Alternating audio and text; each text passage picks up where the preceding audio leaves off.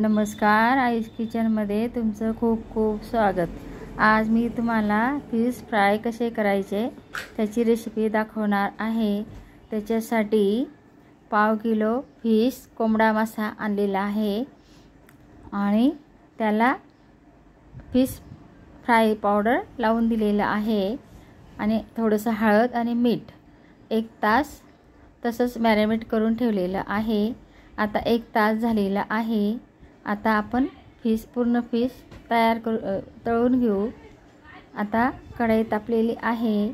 आता त्याच्यामध्ये फिश टाकून द्यायचे आणि चांगले कुरकुरीत तळून घ्यायचे।